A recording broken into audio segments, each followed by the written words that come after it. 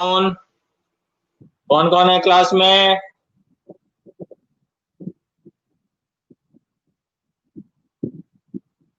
राहुल चौधरी, अभिजीत,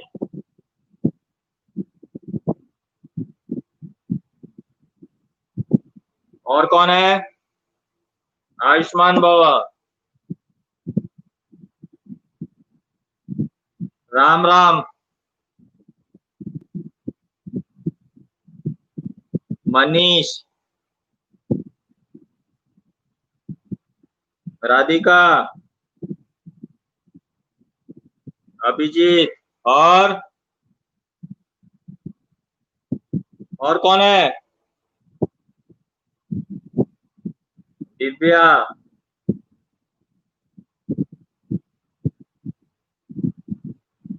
तू तो है, मेरे को मालूम है। जी आ गई।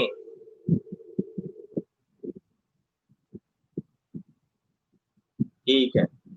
अच्छा, अभी एक चीज बताओ मेरे को तुम लोग कि ज्योग्राफी में हमने 5 चैप्टर्स तक कंप्लीट कर दिए, सिर्फ पॉपुलेशन बचा है ज्योग्राफी में। ज्योग्राफी में सिर्फ 6 चैप्टर पॉपुलेशन बचा है। ओके, सुनो, 6 चैप्टर पॉपुलेशन सिलेबस से कट गया है, पॉपुलेशन को नहीं करेंगे। पॉपुलेशन भी बता दी मैंने, अच्छी बात है, बता दी तो।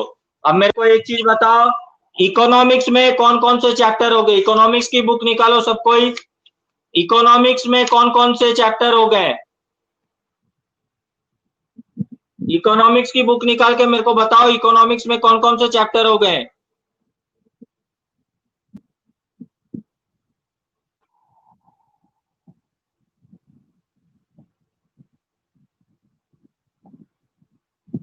इकोनॉमिक्स में एक भी नहीं हुआ है, पक्का?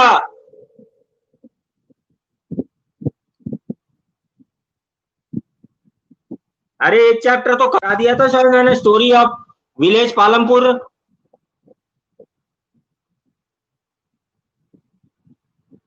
स्टोरी ऑफ विलेज पालमपुर भी नहीं करा है क्या? इकोनॉमिक्स में एक भी चैप्टर नहीं हुआ है? कंफर्म होना सब? ठीक है, तो इकोनॉमिक्स निकालो, इकोनॉमिक्स स्टार्ट करेंगे। इकोनॉमिक्स निकालो, ज्योग्राफी पूरा कंप्लीट हो गया, इकोनॉमिक्स निकालो। Story of village Palampur, first chapter economics का निकालो। हाँ, तू तो वो है ना, क्या बोलते हैं, ज्योतिष, महर्षि है तू, महर्षि।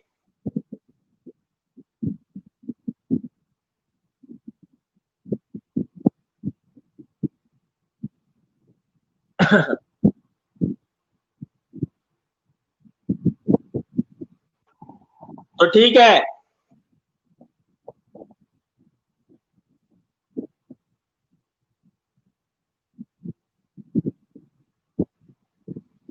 The story of village Palampur निकालो सबको, इकोनॉमिक्स का।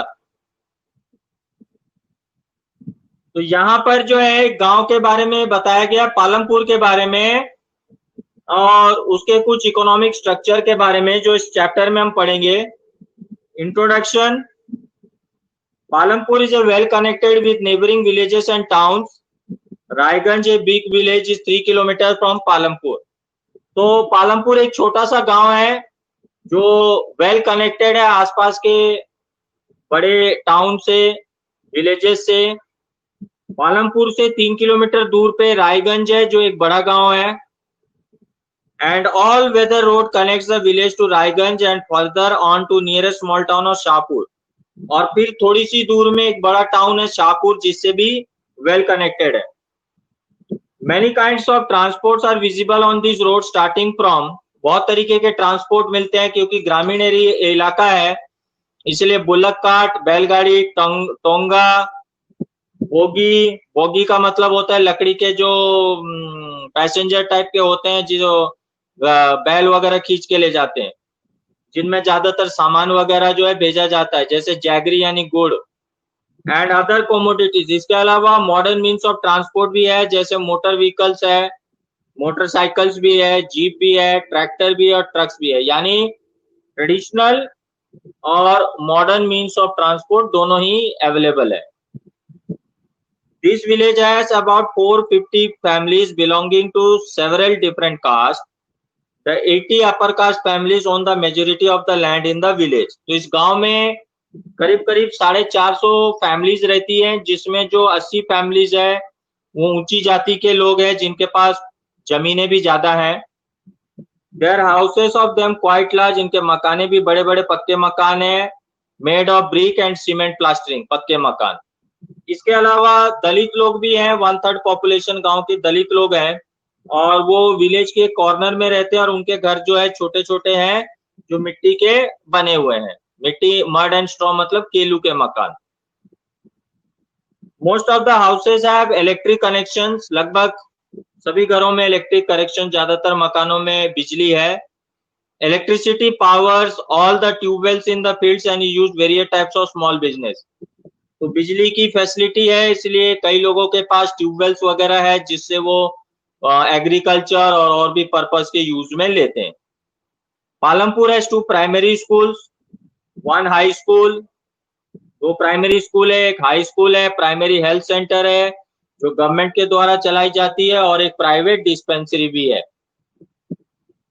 The description above shows that Palampur has fairly well-developed system of roads, transport, electricity, irrigation, schools and healthcare. Compare these facilities with those. इस तरीके से दिखा रहा है जो पालमपुर गांव है उसमें आज के सारे मॉडर्न फैसिलिटीज जो है वो अवेलेबल है। आजकल काफी डेवलपमेंट हो गया है, लोग हाईटेक हो चुके हैं, मीडिया, सोशल मीडिया से बहुत फर्क पड़ा है लोगों के लाइफस्टाइल में, पहनने ओढ़ने का तरीका, खाने पीने का तरीका। आजकल गांव देखोगे डेवलप हो चुका है। आजकल गांव में भी तुमको, ये एक इमेजिनरी गांव है, इमेजिनरी है, ये काल्पनिक। ये बताया जा रहा है इस गांव के थ्रू में कि जो बात मैं बता रहा था तुम लोगों की, कि आजकल जो है गांव जो है डेवलप हो चुका है। आजकल गांव वो पहले जैसे नहीं रहा कि वहां के लोग गंवा रहे हैं और फैसिलिटीज नहीं मिलती। आजकल ऐसा कुछ नहीं है, आजकल गांव भी हाईटेक हो चुके हैं। गांव में भी आजकल सारी फैसिलिटीज अवेलेबल है, सारे मॉडर्न टेक्निक जो है वो गांव में भी अवेलेबल है। गांव में भी तुमको हर modern amenities, AC, geyser, refrigerator गांव में आजकल अवेलेबल है, इंटरनेट अवेलेबल है। तो सारे जो सुख सुविधाएं होती हैं वो सारी चीज अवेलेबल है। गांव में आजकल अच्छी एजुकेशन फैसिलिटीज भी हो गई है, यहाँ तक कि बड़े बड़े स्कूल्स डेवलप हो चुके हैं। हमारे जयपुर की जो बड़े बड़े स्कूल हैं जैसे सवाई मानसिंह, एसएमएस, जेवियर्स, इनके सारे बड़े ब्रांच देखोगे गांव में है। जैसे एसएमएस की जो ब्रांच है वो जोबनेर में है, तुम्हारे सेंट जेवियर्स का जो बड़ा ब्रांच है वो नेवटा में है। तो ग्रामीण इलाकों में जो है एडुकेशन बोल लो, हेल्थ फैसिलिटी बोल लो, सब चीज जो है इम्प्रूव हो चुका है आजकल सिटी के कंपेयर में। गांव में सारी सुख सुविधाएं, फैसिलिटीज जो है वो मिलने लग गई है। The story of Palampur and imaginary, यहाँ तक कि आजकल गांव के स्ट्रीट्स में, गांव के चौराहों, हर चौराहे पे पिज्जा, बर्गर सब कुछ मिलने लग गया। तो ये दिखा रहा है कि सोशल मीडिया और लाइफस्टाइल कितने लोगों की जो है चेंज हो चुकी है, चाहे वो शहर के लोग हो चाहे वो गांव के लोग हो। The story of Palampur, an imaginary village, will take us through the different types of production activities in the village. In village across India, farming is the main production activity. The other productive activities referred to as non-farm activities. तो ज्यादातर rural areas या village areas में जो ज्यादातर लोग हैं वो farming activities में इन्वॉल्व है। वैसे भी हमारे कंट्री की जो 2/3 पॉपुलेशन है, यानी 2/3 पॉपुलेशन है, वो एग्रीकल्चर में एंगेज्ड है और गांव में मैक्सिमम ज्यादातर लोग फार्मिंग एक्टिविटीज, एग्रीकल्चर से जुड़े एक्टिविटीज से एंगेज है। और कई लोग हैं जो नॉन फार्म एक्टिविटीज में एंगेज है। नॉन फार्म एक्टिविटीज बोले तो जैसे तुम्हारा ट्रांसपोर्ट हो गया, दुकानें हो गई, शॉपकीपिंग हो गई, तो इस तरीके के एक्टिविटीज में भी लोग जो है एंगेज है। अब आते हैं हम second page, organisation of production. The aim of production is to produce the goods and services that we want. There are 4 requirements for production of goods and services. तो goods and services production जो है बहुत जरूरी है। Page number 2। तो कई सारे factors होते हैं जो प्रोडक्शन के लिए जरूरी है। सबसे पहला रिक्वायरमेंट होता है लैंड की, हमको जमीन की जरूरत होती है, और उसमें और भी नेचुरल रिसोर्सेज चाहिए, जैसे पानी की फैसिलिटीज चाहिए, minerals, forest. Second requirement labour, जो लोग काम करेंगे, that is people who will do the work. Some production activities require highly educated workers to perform the necessary tasks. Other activities require workers who can do manual work. Each worker is providing the labor necessary for production. तो इस तरीके से labour की बहुत requirement है। कुछ production unit ऐसे होते हैं जहां पर क्वालिफाइड लेबर्स की जरूरत होती है, कुछ में कम क्वालिफाइड भी चलते हैं, कुछ में मैनुअल यानी बैलदार टाइप के लेबर्स चाहिए। तो इस तरीके का लेबर रिक्वायरमेंट होता है। थर्ड है तुम्हारा फिजिकल कैपिटल। फिजिकल कैपिटल बोले तो variety of inputs required at every stage during production, जैसे टूल्स, उपकरण, machines, buildings. Tools and machines range from very simple tools such as farmers plough, किसान का प्लो से लेके सोफिस्टिकेटेड मशीन, सारे tools और मशीन्स की कैटेगरी में आती है। Such as generators, turbines, computers etcetera, ये सब चीज रिक्वायरमेंट होती है। Tools, machines, buildings can be used in production over many years and are called fixed capital. इस तरीके से ये जो मशीनरी में इन्वेस्टमेंट होता है वो इन्वेस्टमेंट ह्यूज इन्वेस्टमेंट होता है, क्योंकि इनका यूज हम लंबे समय तक लेते हैं, इसीलिए ये जो है इसको हम फिक्स्ड कैपिटल भी कहते हैं। तो सेकंड आ गया तुम्हारा raw materials and money in hand. Production requires a variety of raw material. बहुत सारे वैरायटी ऑफ रॉ मटेरियल चाहिए प्रोडक्शन में। किसकी कैसे प्रोडक्शन यूनिट है उसके हिसाब से उसके रॉ मटेरियल्स की जो है वो डिमांड होती है, और उस तरीके से उसका रॉ मटेरियल्स का रिक्वायरमेंट होता है। जैसे yarn used by weaver and clay used by potter. Also some money is always required during production to make payments and buy necessary items. इसके अलावा हमेशा हमको कैश ऑन हैंड रखना पड़ता है, कभी लेबर रिक्वायरमेंट के लिए, कभी मशीनरीज के लिए, कभी रॉ मटेरियल्स के लिए। तो प्रोडक्शन में हमेशा थोड़ा बहुत कैश ऑन हैंड भी रखना बहुत जरूरी होता है। Raw materials and money in hand, इसको हम कहते हैं working capital. Unlike tools, machine and buildings, these are used in production. तो ये सब चीजों का प्रोडक्शन में जरूरत पड़ती रहती है। इसके अलावा there is a fourth requirement, क्या होता है, you will need knowledge and enterprise to be able to put together land, labour and physical capital and production and output, either to use yourself or to sell in the market. These days is called human capital. We shall learn more about human capital. तो एक human capital यानी knowledgeable person, किस चीज को कैसे use करना है, कहाँ पर क्या टेक्निक्स इन्वॉल्व करने हैं, तो ये सारे चीजों का ज्ञान होने वाला, नॉलेज होने वाले लोगों को भी जरूरत होती है, जिसको हम ह्यूमन कैपिटल कहते हैं। और इसके सेकंड और थर्ड चैप्टर में ह्यूमन कैपिटल के बारे में भी दिया हुआ है। वो कहते हैं ना कि खाली चीजें होने से यूज में नहीं होती, चीजों को यूज करने का तरीका भी आना चाहिए। Every production is organised by combining land, labour, physical capital and human capital which are known as factors of production. ये सारी चीजों को जब हम एक साथ लाते हैं तभी जाके कोई प्रोडक्शन पॉसिबल होता है, और इसीलिए हम इसको कहते हैं फैक्टर्स ऑफ प्रोडक्शन। अब हम आते हैं वापिस पालमपुर वाले में, फार्मिंग इन पालमपुर। पालमपुर के एक सिचुएशन में आते हैं जहां पर ये बताया गया है लैंड इज फिक्स, कि लैंड फिक्स होता है। Farming is the main production activity in Palampur. 75% of the people who are working are dependent on farming for their livelihood. तो जैसे कि पहले मैंने बताया, फार्मिंग जो है वो पालमपुर की मेन एक्टिविटी है, और 75% जो लोग हैं वो फार्मिंग पे ही डिपेंडेंट है, इसी से उनका गुजर बसर होता है। दे कुड बी फार्मर्स और फार्म लेबर्स, कुछ तो फार्मर्स है और कुछ फार्म लेबर्स है जो खेतों में काम करते हैं। The well-being of these people is closely related to the production on the farm. तो दोनों से मिले जुले एफर्ट से ही जो है फार्म में प्रोडक्शन होता है। But remember that there is a basic constant in raising farm production. Land area under cultivation is practically fixed. अब देखो, जिस हिसाब से पॉपुलेशन बढ़ रही है उस हिसाब से लैंड तो नहीं बढ़ रहा है, जमीन तो उतनी की उतनी है, पॉपुलेशन जरूर बढ़ रहा है। इसीलिए जो है हम इस ग्रोइंग पॉपुलेशन डिमांड को पूरा करने के लिए जो हमारे पास अवेलेबल लैंड है उसमें हम ज्यादा से ज्यादा प्रोडक्शन करने की कोशिश कर रहे हैं। लोगों को रहने की सुविधाएं प्रोवाइड कर सके, इसलिए हम अपार्टमेंट कल्चर्स कर रहे हैं।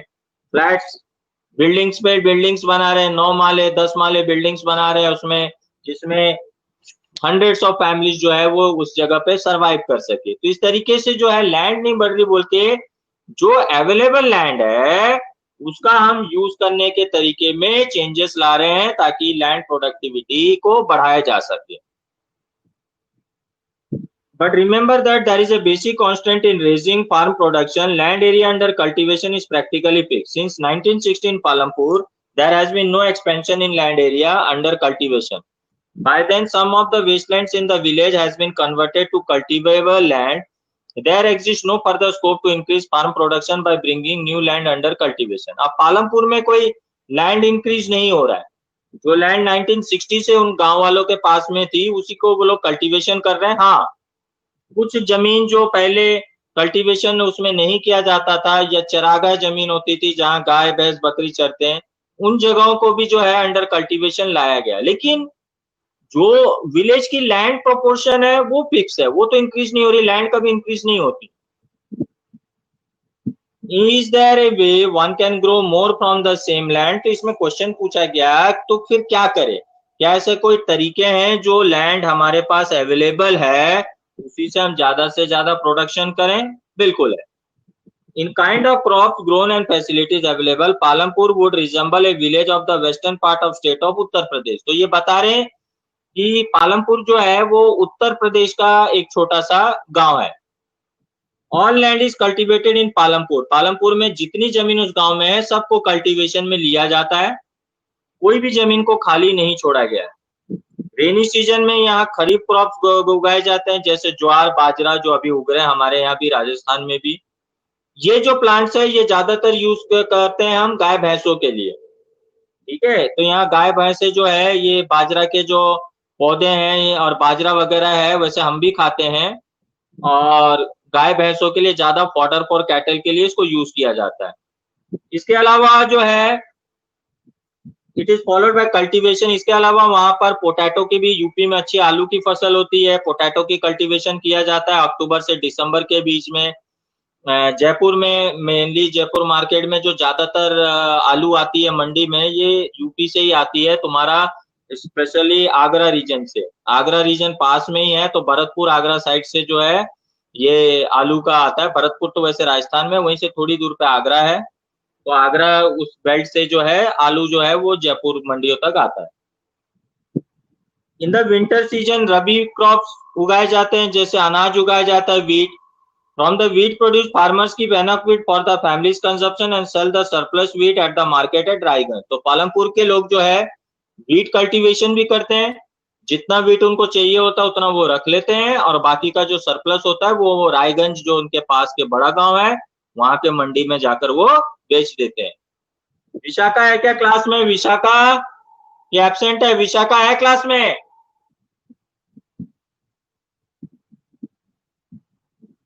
विशाखा नहीं है क्लास में? विशाखा, देव प्रताप सिंह, देव प्रताप सिंह भी नहीं है क्या? राधिका को सब पता है। राधिका तू बड़ा जानती है, तू सबकी अटेंडेंस लेते रहती है क्या? है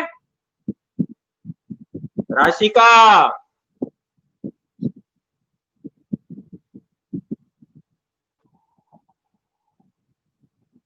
ठीक है,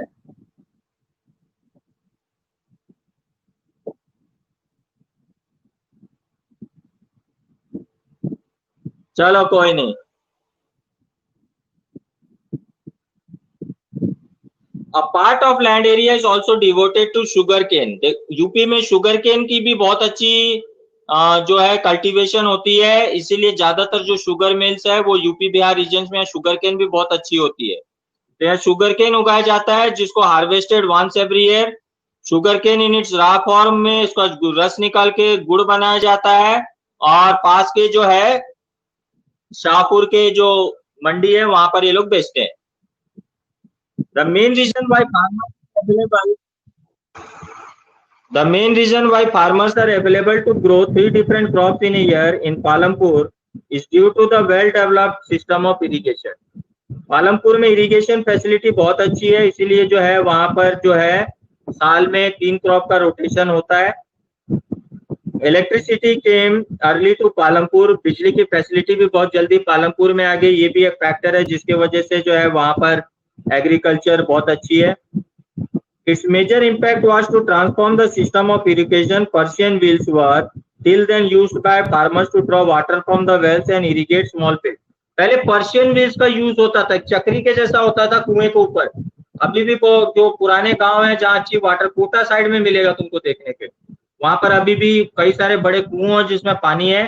तो पर्शियन व्हील होता था, उसमें एक रस्सी बंधी होती थी और वो ऐसे गोल घुमा के पानी जो है वेल से निकाला जाता था और खेतों में सप्लाई होती थी। फिर क्या होता था कि एक पर्शियन व्हील का हॉल होता था, उसमें छोटे जो है डिब्बे टाइप के बंधे होते थे और यूं घूमता रहता था और पानी जो है यूं गोल गोल गोल गोल यूं रोटेट होके जो पानी जो है एक लेन बनी होती थी उसमें सप्लाई होता था। वही मूवीज, पुरानी मूवीज में देखने को मिलता है, इस तरीके का देखा होगा तुमने। Its major impact was to transport the system of irrigation. Persian wheels were then used by farmers to draw water from the wells and irrigate small fields. People saw that the electric run tube well could irrigate much larger areas of land more effectively. The first few tube wells were installed by the government soon. फिर tubewell की facility आई कि tubewell से direct जमीन से पानी आ सकता है, sprinkler लगा लो, फव्वारे खेतों में पानी सप्लाई कर लो। अब ड्रिप इरिगेशन भी आ गई जिसमें बूंद बूंद पानी जो है सीधा पौधों के जड़ों तक पहुंचती है, सब्जी वगैरह उगाने में यूज में लेते हैं और इसमें बिल्कुल पानी का वेस्टेज भी नहीं होता।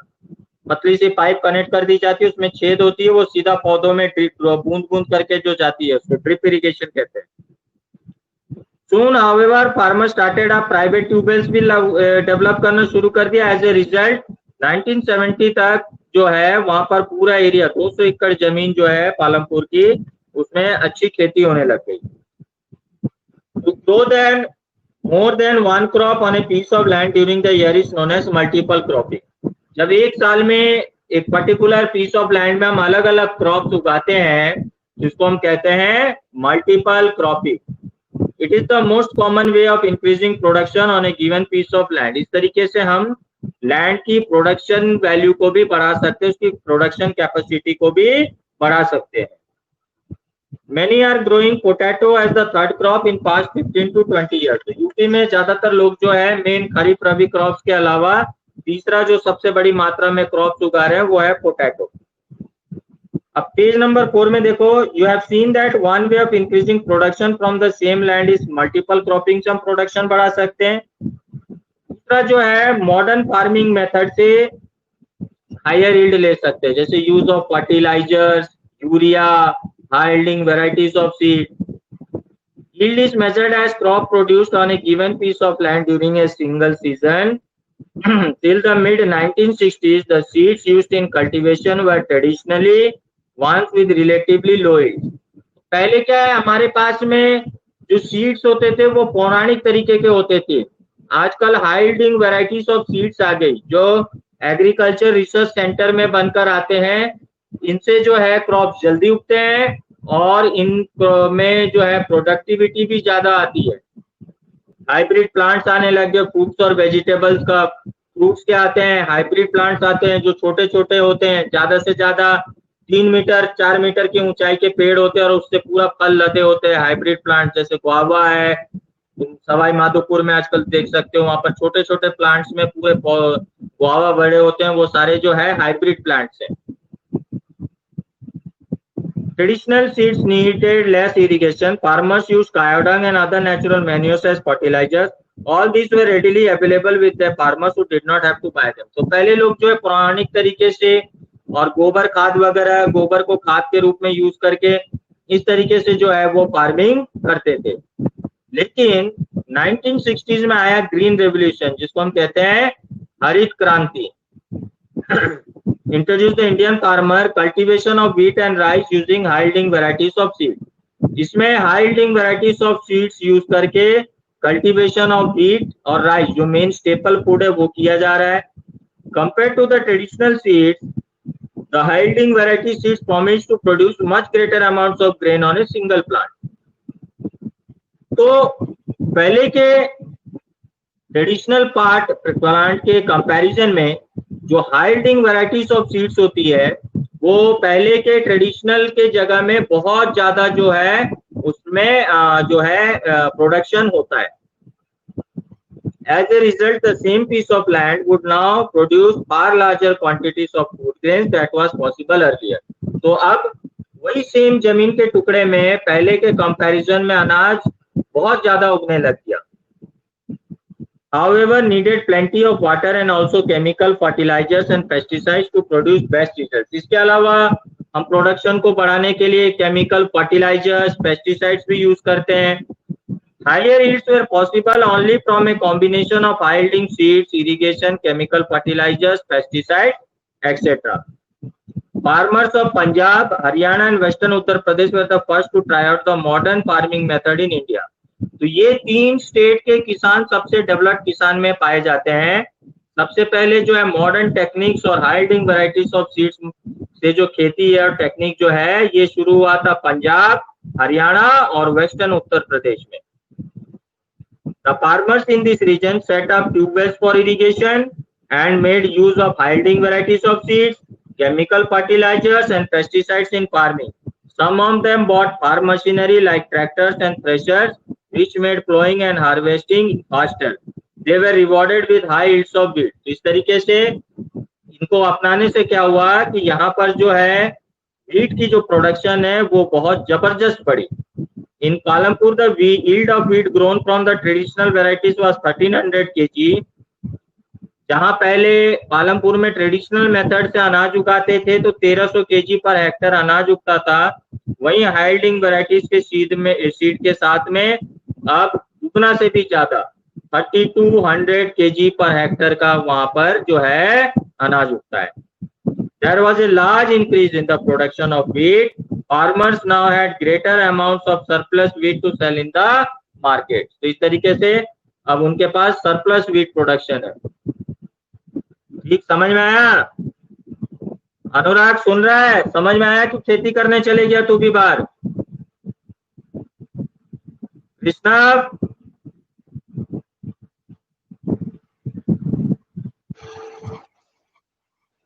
अनुराग लगता है 2 बैल लेके बाहर निकल गया धूप में खेती करने. अरे तेरे पास में खेत नहीं है, वहां नाले हैं बड़े बड़े. वो दावस पुलिया के पास में बड़े बड़े नाले हैं, वहां खेत वेत नहीं है.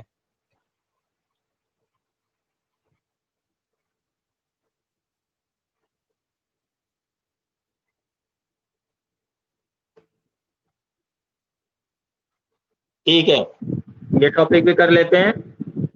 अब आते हैं हम कि ये जो हम टेक्निक्स ये सारे चीज जो यूज कर रहे हैं, विल द लैंड सस्टेन, क्या लैंड को वो सूट करता है?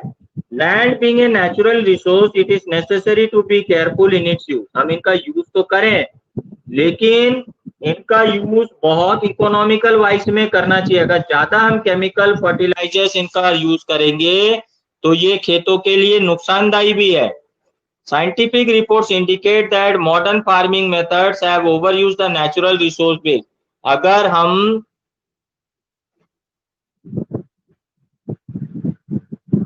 अरे तेरे को भी पूछ रहा हूं ना.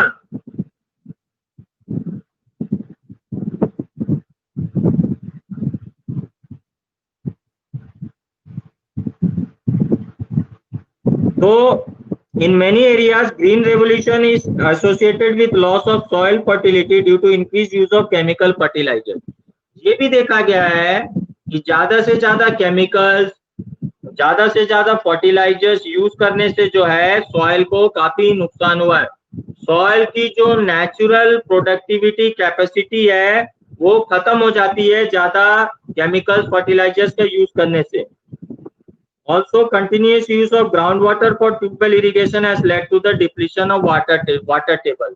ज्यादा से ज्यादा बोरिंग ट्यूबवेल्स का यूज करके जो पानी हम एक्सट्रैक्ट करते जा रहे हैं उसकी वजह से जो अंडरग्राउंड वाटर लेवल है वो घटता चले जा रहा है. एक रिसर्च के अनुसार जो एवरी 20 ईयर्स में जो है ग्राउंड वाटर लेवल 4 मीटर नीचे घटता चले जा रहा है, जो एक अलार्मिंग इफेक्ट है। राजस्थान में 33% इलाकों में ग्राउंड वाटर बिल्कुल डिप्लीट हो चुका है, पानी ही नहीं है, अंडरग्राउंड वाटर ही नहीं है राजस्थान के 33% इलाके में। तो ये एक अलार्मिंग इफेक्ट है। Depletion of environmental resources like soil fertility and ground water are built up over years. Once destroyed it is very difficult to restore them. तो अगर हम इनको प्रोटेक्ट करके नहीं रखेंगे तो ये रिस्टोर करना बहुत मुश्किल हो जाएगा। हम लोगों को इसीलिए एनवायरनमेंट की केयर करनी चाहिए और जो है फ्यूचर का भी ध्यान रखना चाहिए। अब आ जाओ page number 6। How is land distributed between the farmers of Palampur. Land को किस तरीके से डिस्ट्रीब्यूट किया गया है ये थोड़ा सा देखेंगे। You must have realized how important land is for farming. Unfortunately, not all the people engaged in agriculture have sufficient land for cultivation. In Palampur, about 1/3 of the 450 families are landless. तो जमीन सबके पास खुद की इतनी जमीनें नहीं होती खेती के लिए। अब जैसे पालमपुर की बात करें तो 450 फैमिलीज है, जिसमें 1/3 यानी 150 फैमिलीज के पास में जो है खुद की जमीन नहीं है खेती करने के लिए, और इनमें से ज्यादातर जो है वो दलित लोग हैं। Of the remaining families who own land 240 families cultivate small plot. अब इनमें जो बाकी के भी जो फैमिलीज हैं 240 फैमिलीज, उसमें उनके पास छोटे छोटे प्लॉट हैं जिसमें इतनी खेती कर पाते हैं कि वो अपनी गुजर बसर कर सके। Less than 2 hectare cultivation of such plots doesn't bring adequate income to the farmer's family. तो इससे उनको कोई इनकम जनरेट नहीं होता है, इससे जस्ट वो अपने लिए जो है अपने घर परिवार चलाने लायक जो है अनाज उगा लेते हैं। You can see the large number of small plots scattered around the village in the picture. These are cultivated by small farmers. तो यहाँ ये पिक्चर में दिया हुआ कैसे छोटे छोटे लैंड के टुकड़े हैं जहाँ पर फार्मर्स अपनी जरूरत के अनुसार अपने घर परिवार के जितना अनाज उगा लेता है। On the other hand, more than half the area of the village is covered by plots that are quite large in size. In Palampur, there are 60 families of medium and large farmers who cultivate more than 2 hectares of land.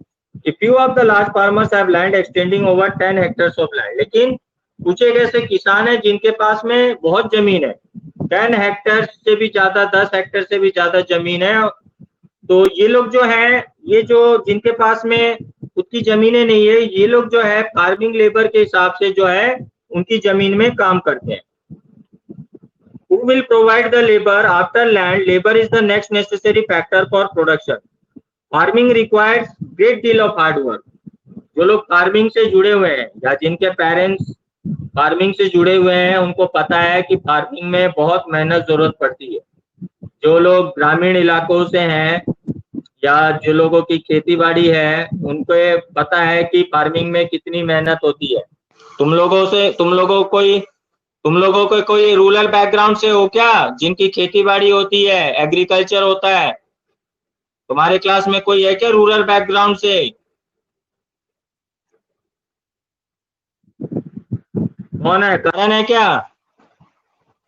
Radhika नहीं है मालूम है, मनीष है।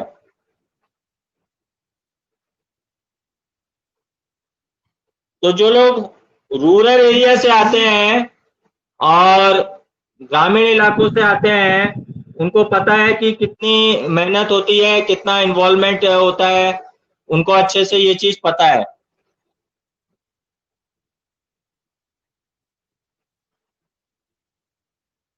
अरे राहुल चौधरी बैठा है क्या class में? राहुल चौधरी,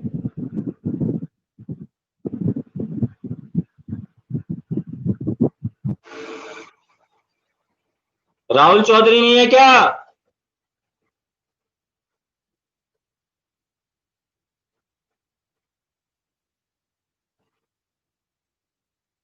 अरे इसका राहुल, तेरे इसका कोई डाउट है तो व्हाट्सएप पे नहीं जुड़ा हुआ है क्या? वैसे मैं तेरा डाउट क्लियर करा दूंगा। और विशाखा और अनुराग से एक बार कांटेक्ट कर लेना, या कृष्णव से। कृष्णव,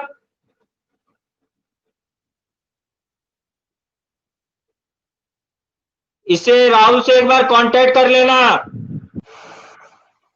ठीक है? राहुल से एक बार कांटेक्ट कर लेना, इसके कुछ क्वेश्चन छूट गए हैं कौन से चैप्टर के, तो उसको बता देना।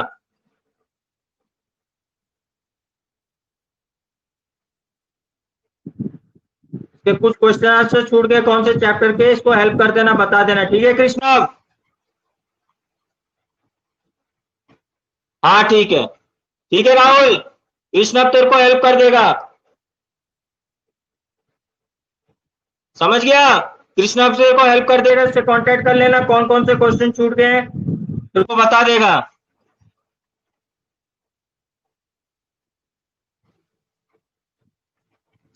बस ये लास्ट टॉपिक कर लेते हैं आज का। Who will provide the labour after land. Labour जो है वो सबसे बड़ी नेसेसरी, नेक्स्ट नेसेसरी है फैक्टर्स ऑफ प्रोडक्शन के लिए। Farming requires a great deal of hard work. Small farmers along with their families cultivate their own fields, thus they provide the labor required for farming themselves. Medium and large farmers hire farm laborers to work on their fields. जिनके पास छोटी छोटी plot है, छोटे छोटे land है, वो लोग तो खुद कल्टीवेशन कर लेते अपने। ठीक है, तू कांटेक्ट करके इसको राहुल को बता देना, जो भी इसके डाउट्स हो देख लेना, है ना? इसको हेल्प कर देना कौन से क्वेश्चन छूट गए इसके। तो इस तरीके से जिनके छोटे छोटे लैंड्स है वो तो खुद कल्टीवेशन कर लेते हैं, लेकिन जिनके बड़े बड़े लैंड्स हैं उनके यहाँ पर जो है एग्रीकल्चर लेबर के हिसाब से वो लोग काम करते हैं जिनके पास में खुद की लैंड नहीं होती, और उनको जो है दिहाड़ी मजदूरी पे जो है काम कराया जाता है, जिसकी उनको जो है मजदूरी मिल जाती है। तो इस तरीके से जो है फार्मिंग एक्टिविटीज होती है। तो दैट्स इट फॉर टुडे, आज के लिए यहीं तक। नेक्स्ट क्लास में हम पेज नंबर 7 से कंटिन्यू करेंगे नेक्स्ट क्लास में। यहां तक किसी को कोई डाउट है? राहुल तेरा कोई और इशू है तो बता दे। राहुल तेरा और कोई इशू प्रॉब्लम है तो बता दे।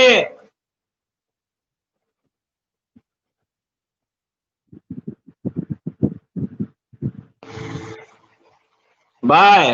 राहुल तेरा कोई दिक्कत नहीं है ना?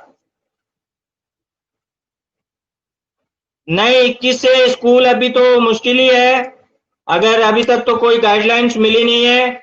आगे अगर कोई गाइडलाइंस मिलेगी तो मेरे से पहले तुमको पता चल जाएगा, स्कूल से तुम लोगों के पास में मैसेज आ जाएगा।